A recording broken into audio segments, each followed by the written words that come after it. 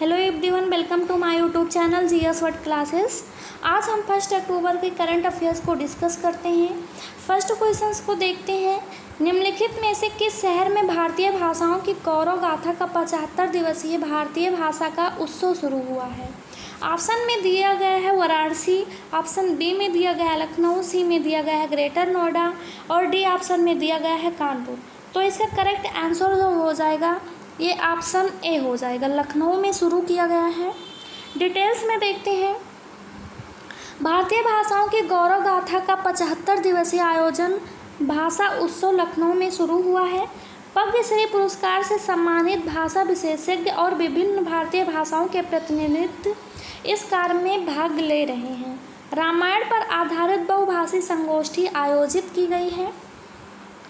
भारतीय भाषा उत्सव जो है ये 28 सितंबर से शुरू होकर 11 दिसंबर तक चलेगा और प्रख्यात तमिल कवि सुब्रमण्यम भारती की जयंती पर 11 दिसंबर को संपन्न होगा।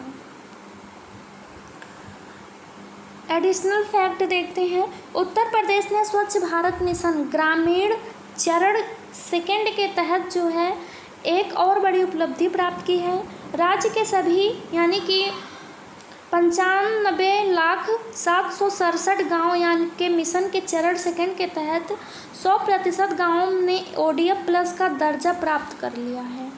ODF प्लस गाँव वह गाँव है जिसने ठोस या तरल अपशिष्ट प्रबंधन प्रणालियों को लागू करने के साथ साथ अपने खुलों में शौच मुक्त ODF ओपन डिफेकेशन फ्री स्थिति को बनाए रखा है। आज तक देश भर में 4.4 लाख यानी कि 75% गाँव ने अपने को ODF प्लस घोषित कर लिया है, जो 2024 से 25 तक MBMG चरण सेकंड के लक्ष्यों को प्राप्त करने की दिशा में एक महत्वपूर्ण कदम है। सेकंड क्वेश्चन को देखते हैं। भारत की घुड़सवारी ड्रेसेस टीम ने एशियाई खेल 2023 में कितने वर्षों के बाद स्वर्ण पदक को जीता है? ऑप्शन ए में 35, बी में है 40, सी में है 41, डी ऑप्शन में है 45। तो इसका करेक्ट आंसर जो हो जाएगा ऑप्शन सी हो जाएगा। 41 वर्षों बाद जो है एशियन गेम्स में जो है घुड़सवारी में गोल्ड मेडल जो है मिला हुआ है। डिटेल्स में देखते हैं। भारतीय ड्रेसेस टीम ने एशियाई खेलों में स्वर्ण पदक जीतकर इतिहास रच दिया है। 41 वर्षों में पहली बार जो है भारत ने यह उपलब्धि हासिल की है। सुदीप्त हजेला, दिव्यकृत सिंह, हृदय छेड़ा और अनुष अग्रवाल की टीम ने प्रतिष्ठित स्वर्ण पदक हासिल करने के लिए असाधारण कौशल और टीम वर्क का प्रदर्शन किया और 209.205 के जो है शानदार स्कोर के साथ यह जीत हासिल की है। यह जीत भारत के लिए 41 साल के लंबे इंतजार के बाद आई है, क्योंकि देश ने इससे पहले 1982 में एशियाई खेलों में अपनी पहली उपस्थिति के दौरान घुड़सवारी में जो है ये स्वर्ण पदक जीता था। एडिशनल फैक्ट देखते हैं। चीन के हांगझोउ में एशियाई खेलों में भारत को एक स्वर्ण पदक, एक रजत और एक कांस्य पदक मिला हुआ है।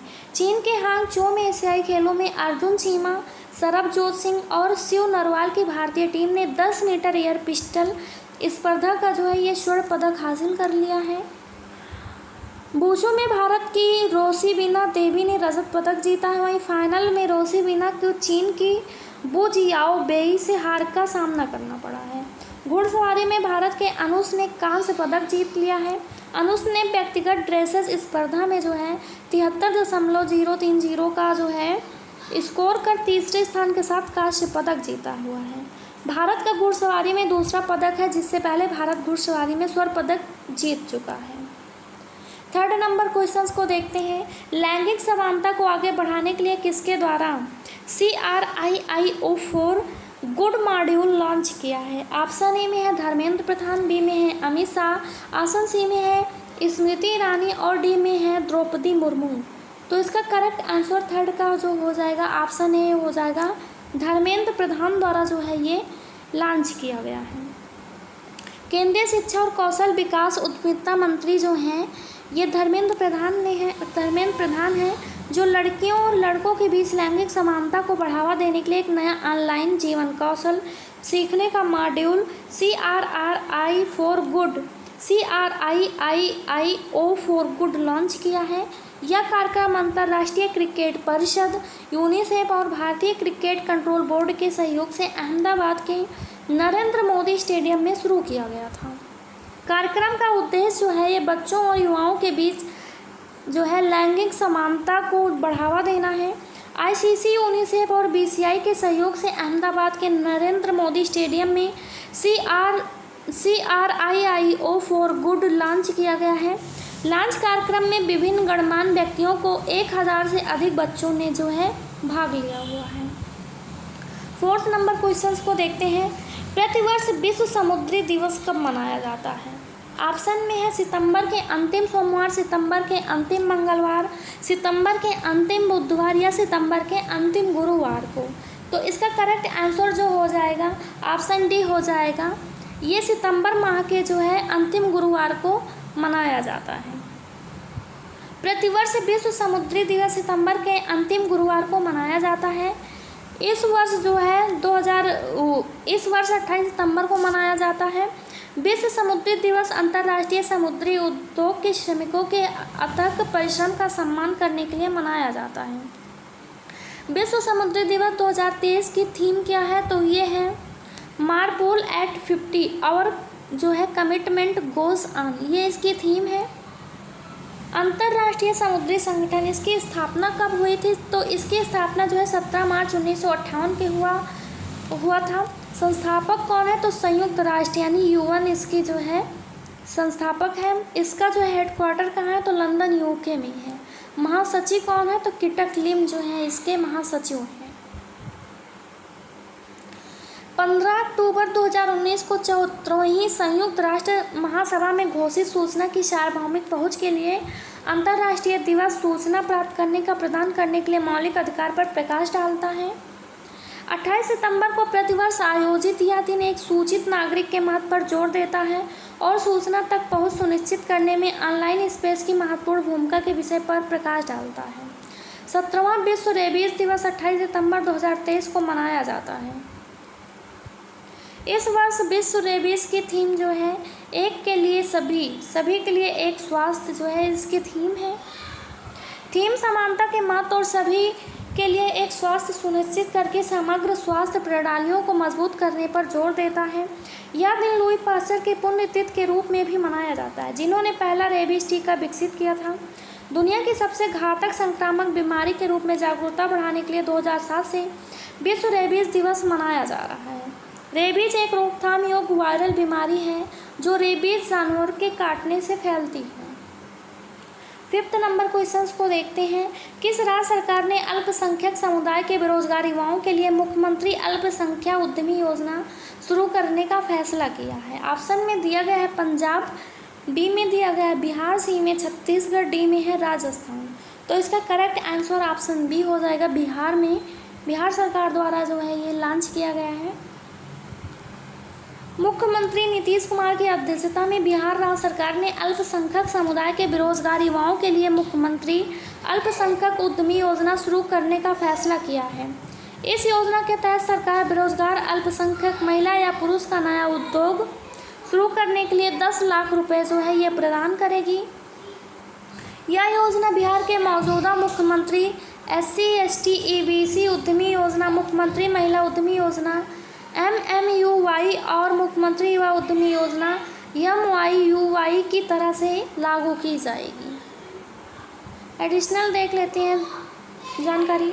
कैमूर जिले में बिहार का दूसरा टाइगर रिजर्व जो है वो स्थित है। बिहार का बहुप्रतीक्षित दूसरा बाघ अभ्यारण्य 2023 के अंत या 2024 की शुरुआत में खुलेगा। कैमूर वन्यजीव अभ्यारण्य वाल्मीकि टाइगर रिजर्व VTR के बाद बिहार का दूसरा बाघ रिजर्व होगा। वर्तमान में राज्य में कुल 54 बाघ मौजूद हैं। शेरगढ़ किला एक प्रमुख पर्यटक आकर्षण है और साथ ही 98वां गांव इस बाघ अभ्यारण्य के बफर जोन में होंगे। 6 नंबर क्वेश्चन को देखते हैं। हाल ही में MS स्वामीनाथन का निधन हो गया, वो किस क्षेत्र से संबंधित थे? ऑप्शन में है क्रिकेटर, बी में है वैज्ञानिक, सी में है राजनीतिक और डी में है समाज सेवक। तो इसका करेक्ट आंसर जो हो जाएगा ऑप्शन बी हो जाएगा, वैज्ञानिक थे ये। 28 सितंबर 2023 को प्रसिद्ध किसान और भारत के हरित क्रांति के जनक एम.एस. स्वामीनाथन का 98 वर्ष की आयु में निधन हो गया। स्वामीनाथन की कृषि यात्रा 1949 में शुरू हुई, जब उन्होंने फसल अनुवंशिकी पर शोध करना शुरू किया, जिसमें आलू, गेहूं, चावल और जूट जैसे महत्वपूर्ण फसलें जो थी वो शामिल थी। स्वामीनाथन को कई प्रतिष्ठित पुरस्कार मिले हैं, जिसमें से भारत में उच्च उपज वाली गेहूं और चावल की किस्मों को पेश करने के लिए 1987 में पहले विश्व खाद्य पुरस्कार भी शामिल था। उन्हें 1971 में रैमन मैग्सेसे पुरस्कार और 1986 में अल्बर्ट आइंस्टीन विश्व विज्ञान पुरस्कार से भी सम्मानित किया गया था। भारत में स्वामीनाथन को पद्मश्री, पद्म विभूषण और पद्म विभूषण जो है सहित उच्च नागरिक पुरस्कार प्राप्त हुए हैं। उन्होंने चेन्नई में एम.एस. स्वामीनाथन रिसर्च फाउंडेशन की भी स्थापना की है। 7 नंबर क्वेश्चन को देखते हैं। निम्न में से किस देश के द्वारा घरेलू स्तर पर विकसित पनडुब्बी नरहॉल लॉन्च किया गया है? ऑप्शन में है जापान, सेकंड में है बी ऑप्शन में दक्षिण कोरिया, सी ऑप्शन में है वियतनाम, डी ऑप्शन में है ताइवान। तो इसका करेक्ट आंसर जो हो जाएगा ऑप्शन डी हो जाएगा। ताइवान में जो है ये विकसित किया गया है। ताइवान ने अपनी पहली घरेलू स्तर पर विकसित पनडुब्बी लॉन्च की है। पनडुब्बी का अंग्रेजी का नाम जो है नरवाल है और मंदारिन में इसे हाइकुन है। इसका नाम पौराणिक विशाल मछली के नाम पर रखा गया है जो उड़ भी सकती है। ताइवान के राष्ट्रपति त्साई इंग-वेन ने बंदरगाह शहर काओसुंग में लॉन्च समारोह की अध्यक्षता की है। नरवाल के 2025 में सेवा में प्रवेश करने की उम्मीद है। ताइवान को उम्मीद है कि 2027 तक कम से कम 2 ऐसे घरेलू विकसित पनडुब्बियों को तैनात करेगा। 8 नंबर क्वेश्चंस को देखते हैं। किस प्रसिद्ध आध्यात्मिक नेता को world leader for piece and security पुरस्कार 2023 के लिए चुना गया है? ऑप्शन ए में है माता अमृतानंदमयी देवी, और बी में है सतगुरु जग्गी वासुदेव, और सी में है श्री श्री रविशंकर, डी ऑप्शन में है पूजनीय राजेश्वरी देवी जी। तो इसका करेक्ट आंसर जो हो जाएगा ऑप्शन ए हो जाएगा। माता अमृतानंदमयी देवी को चुना गया है। प्रसिद्ध आध्यात्मिक नेता माता अमृतानंदमयी देवी को world leader for piece and security पुरस्कार 2023 के लिए चुना गया है। माता अमृतानंदमयी देवी को वैश्विक शांति, आध्यात्मिकता और करुणा में उल्लेखनीय योगदान के लिए इस पुरस्कार को चुना गया है। यह पुरस्कार बोस्टन ग्लोबल फोरम और Michael Dukakis institute for leadership and innovation द्वारा दिया जाता है। 9 नंबर क्वेश्चन को देखते हैं। हाल ही में टाटा एडवांस सिस्टम लिमिटेड का नया अध्यक्ष किसे नियुक्त किया गया है?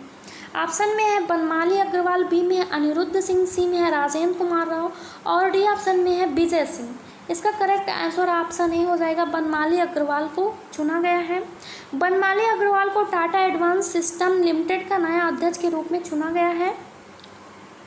बनमाली अग्रवाल विजय सिंह का स्थान लेंगे। इससे पहले बनमाली अग्रवाल टाटा सन्स के वरिष्ठ सलाहकार के रूप में भी कार्य कर चुके हैं और टाटा इलेक्ट्रॉनिक्स में अध्यक्ष का पद भी संभालते हैं। Tata advance system limited Tata समूह की मूल कंपनी टाटा सन्स की रणनीतिक एरोस्पेस और रक्षा शाखा के रूप में कार्य करती है। एडिशनल जानकारी देख लेते हैं। संयुक्त राज्य अमेरिका में मुख्यालय वाली अग्रणी डिजिटल चिप निर्माता इंटेल कॉरपोरेशन ने गोकुल सुब्रह्मण्यम को इंटेल इंडिया के अध्यक्ष के रूप में चुना है। वहीं भारतीय रिजर्व आरबीआई ने धनलक्ष्मी बैंक के अंशकालिक अध्यक्ष के रूप में के.एन. मधुसूदन को नियुक्त किया है। और थर्ड देखते हैं। डॉक्टर दिनेश दासा को संघ लोक सेवा आयोग यूपीएससी के सदस्य के रूप में पद और गोपनीयता की शपथ ली है। यह शपथ यूपीएससी के चेयरमैन डॉक्टर मनोज सोनी ने दिलाई हुई है। 10 नंबर क्वेश्चंस को देखते हैं। हाल ही में देश के पहले कार्टोग्राफी संग्रहालय का उद्घाटन किस शहर में किया गया है? ऑप्शन ए में है नोएडा, बी में है मसूरी, सी ऑप्शन में है नई दिल्ली, डी ऑप्शन में है जयपुर। तो इसका करेक्ट ऑप्शन हो जाएगा मसूरी, उत्तराखंड में जो है शुरू किया गया है। उत्तराखंड के पर्यटन और संस्कृति मंत्री सत्यपाल महाराज ने विश्व पर्यटन दिवस 27 सितंबर के अवसर पर उत्तराखंड के मसूरी में जॉर्ज एवरेस्ट कार्टोग्राफी संग्रहालय का उद्घाटन किया है। कार्टोग्राफी जो है ये नक्शे की खोज और बनाने के बारे में है। यह वास्तविक या काल्पनिक स्थानों को दिखाने के लिए विज्ञान, कला और तकनीकी कौशल का उपयोग करता है जो हमें समझने में मदद करता है कि चीज़ें कहाँ पर स्थित हैं।